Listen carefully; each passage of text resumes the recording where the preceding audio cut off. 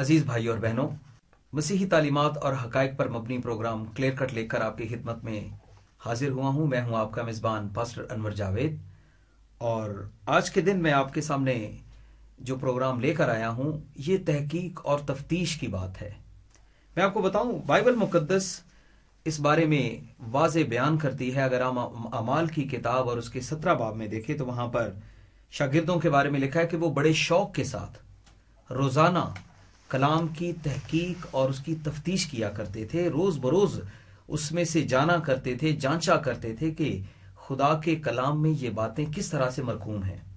आज के दौर में बहुत सारी बातें हम जांचते हैं, परखते हैं। ये साइंस का और तरक्की का दौर है।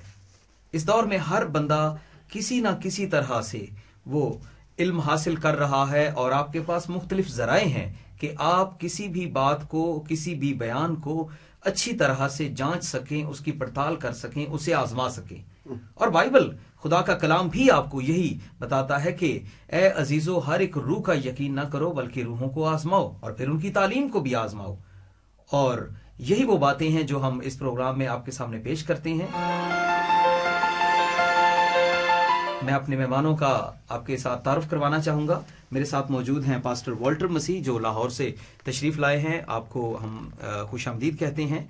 और उनके साथ स्टूडियोज में मौजूद हैं पास्टर जावेद जौहर साहब, जो इस्लामाबाद से तशरीफ लाए हैं। हम आपको वेलकम कहते हैं। मैं आपसे इस तरह से बात करना चाहूंगा और ये सवाल आपसे करूंगा कि बाइबल मुकद्दस एक खास मौजू की तरफ हमारा ध्यान दिलाती है, और मैं आपके सामने एक आयत पढ़ना चाहता हूं ताकि आप हमारे नाजरीन को इन आयात और इन बातों के बारे में बता सकें कि खुदा का कलाम इस तालीम के बारे में, इस तरीका के बारे में क्या फरमाता है। मैं आपके साथ ये आयत देखना चाहता हूं। अगर आप मेरे साथ बाइबल खोलें, मरकज की अंजील है और उसका 12वां बाब है। बहुत सारे लोग हमारे पास सवाल भेजते हैं और बहुत सारे लोग टेलीफोन करके और मेल के जरिया से हमसे ये बात पूछते हैं। तो मैं चाहूंगा आप इस बात को जरा हमारे सामने क्लियर करें। ये मरकज उसका 12वां बाब है और उसकी 28वीं आयत है। और फकीयों में से एक ने उनको बहस करते सुनकर जान लिया कि उसने उनको खूब जवाब दिया। वो पास आया और उससे पूछा कि सब हुक्मों में अव्वल कौन सा है। और फिर यीशु ने जवाब दिया कि अव्वल ये है कि ए इस्राएल सुन, खुदावंद हमारा खुदा एक ही खुदावंद है, और तू खुदावंद अपने खुदा से अपने सारे दिल और अपनी सारी जान और सारी अक्ल और अपनी सारी ताकत से मोहब्बत रख। दूसरा ये कि तू अपने पड़ोसी से अपने बराबर मोहब्बत रख। इनसे बड़ा और कोई हुक्म नहीं। फकी ने उससे कहा, ए उस्ताद, बहुत खूब, तूने सच कहा कि वो एक ही है और उसके सिवा और कोई नहीं। तो सवाल यह पैदा होता है कि दीगर अकवाम और दीगर मज़ाहिब मसीहों के बारे में ये ख्याल करते हैं कि मसीही लोग एक से ज्यादा खुदाओं को मानते हैं, जबकि बाइबल मुकद्दस वाज़े तालीम यहां पर दे रही है कि तुम्हारा खुदावंद एक ही खुदा है। जब बाइबल एक खुदा कहती है तो फिर क्या वजह है कि लोग हमारे बारे में तरह तरह के वसवसों में पड़े हैं और तरह तरह के बयानात वो देते हैं, और टेलीविजन पर और दीगर जगहों पर वो बयानात देते हैं। और अखबारों में मैंने कई दफा देखा कि मसीही 3 खुदाओं को मानते हैं, कोई कहता है 2 खुदाओं को मानते हैं, यानी एक से ज्यादा उनके माबूद हैं। हम इसके बारे में किस तरह से अपने मसीही बहन भाइयों को बता सकते हैं कि बाइबल की तालीमात इसके बारे में क्या है? पास्टर जावेद। हम इसके लिए यसाया में चलते हैं। यसाया 44 बाब, उसमें हम देखते हैं कि हमारे लिए अहलूयत के वेद को खुदावन ने किस तरह से खोला है और क्या बयान दिया है। यसाया 44 बाब उसकी 8 आयत को हम देखते हैं। तुम ना डरो और हरासा ना हो, क्या मैंने कदीम ही से तुझे ये नहीं बताया और जाहिर नहीं किया? तुम मेरे गवाह हो, क्या मेरे सिवा कोई और खुदा है? सवालिया निशान है। खुदा इंसान से करता है, नहीं कोई चिटान नहीं, मैं तो नहीं जानता। जब हम इसके ओरिजिनल मतन में इब्रानी में बात करें तो इसको मैं थोड़ा सा दोहराना चाहूंगा। क्या मेरे सिवा कोई और इलोहा है? इलोहा इब्रानी का लफ्ज़ है जिसका मतलब है खुदा। कोई नहीं, मैं तो नहीं जानता।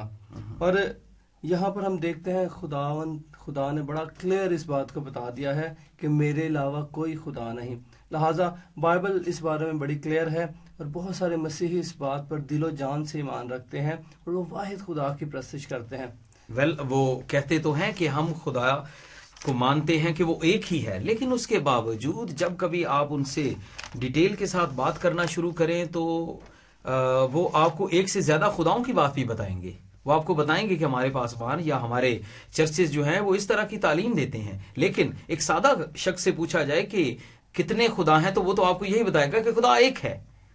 لیکن پھر کیا وجہ ہے کہ یہ کنفیوژن ہے ہمارے لوگوں میں، وہ کس طرح سے اس پریشانی کا باعث ہے؟ پاسٹر والٹر، آپ ہمیں کیا بتانا چاہیں گے اس کے بارے میں؟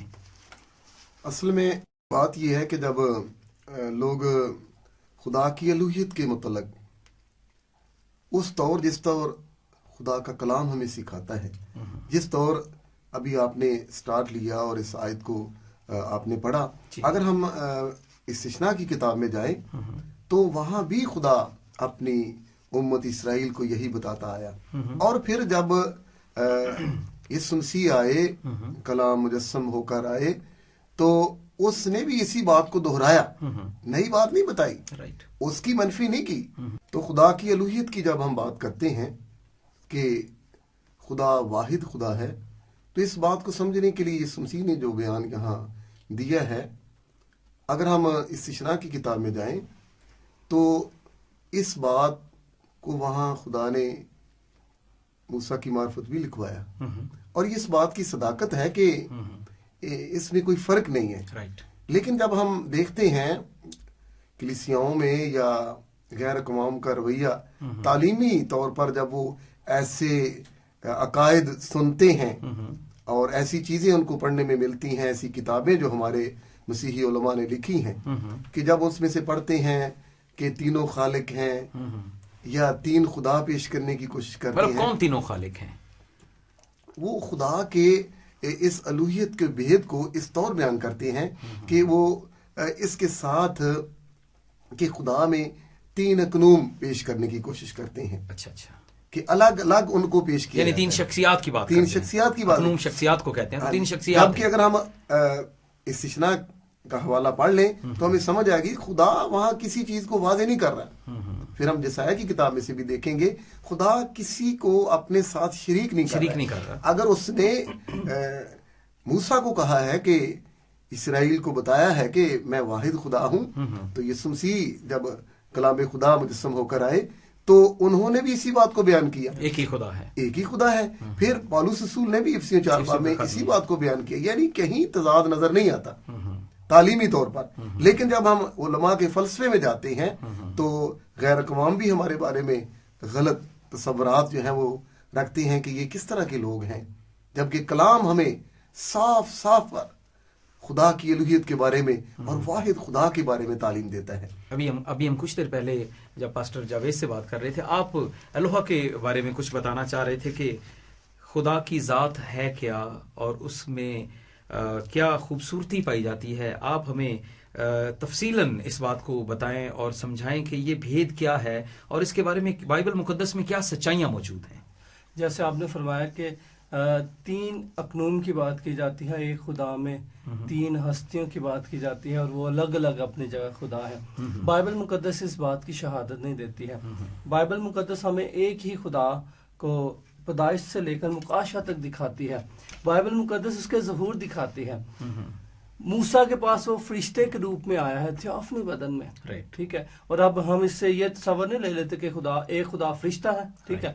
پھر وہ ابراہیم کے پاس وہی خدا آتا ہے آدمی کی صورت میں. تو ہم اس کو پھر کاؤنٹ کرتے جائیں تو پھر دو خدا، ایسی بات نہیں ہے.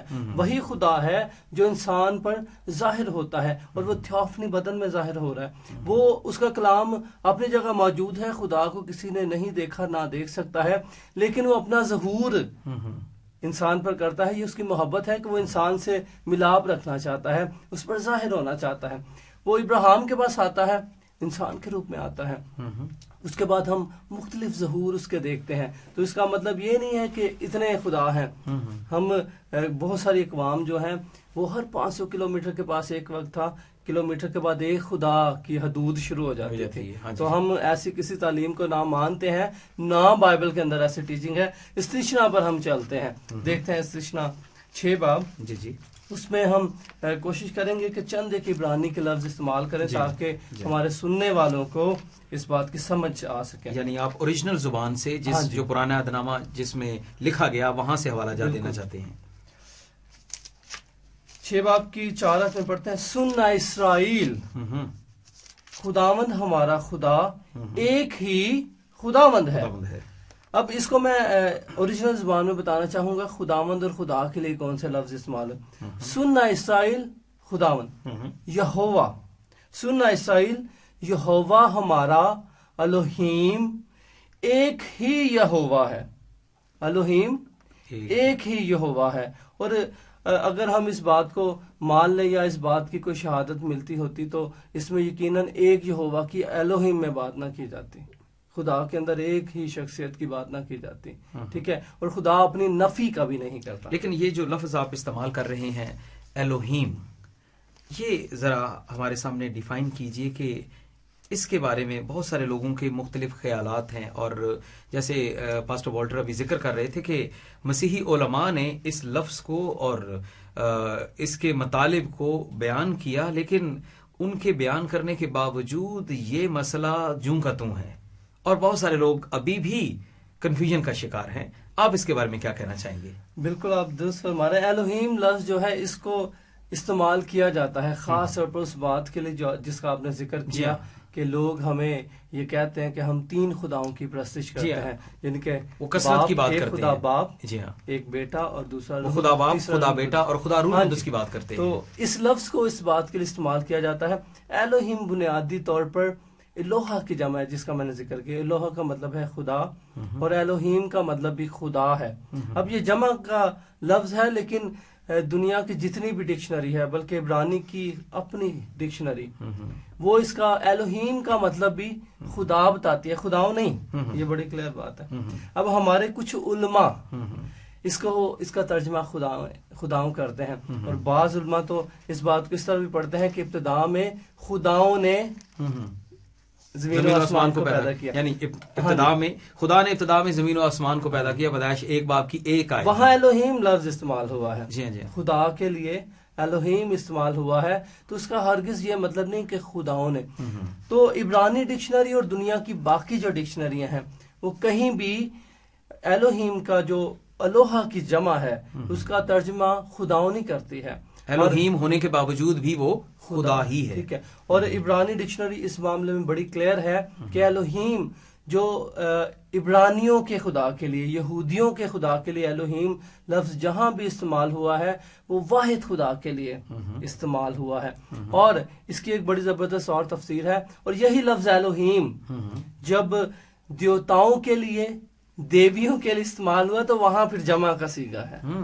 وہاں تو ہماری بائبل میں جہاں بھی استعمال ہوا ہے یہ واحد خدا کے لیے استعمال تو ہوا. آپ یہ کہنا چاہ رہے ہیں کہ لفظ الوہیم جب یہوہ کے لیے استعمال ہوتا ہے تو اس وقت یہ خدا کے معنی کے لیے استعمال ہوتا ہے.